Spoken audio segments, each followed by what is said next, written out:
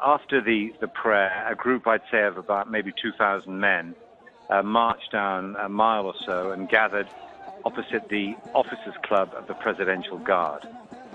To start with, there were Muslim Brotherhood marshals keeping them back, and it was actually pretty disciplined. On the side of the Officers' Club, the military had put out barbed wire, and there were a lot of soldiers there, some in riot gear, all of them armed. There was an officer who was telling the crowd to keep back. But as more people arrived, and I think there was more anger too, they were pushing forward, and then the officer had said, you can stay as long as you like, as long as you don't go on the road. There was a road between them.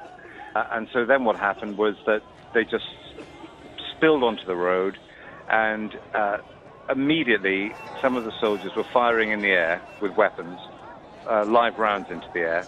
And then I'd say within a minute, maybe even within 20 seconds, seemed to be happening very quickly, I saw barrels of guns lowered and shooting into the crowd. And then very shortly after that, there was a man dead on the ground. I saw the man. He must have been a religious guy, and he had serious wounds. He looked like he died very quickly. A standoff ensued. There was some tear gas. They started using tear gas. I have to say they used live rounds long before they used tear gas. And then about an hour later, the crowd would move around. The crowd was building up again, getting more angry, people looking at the body.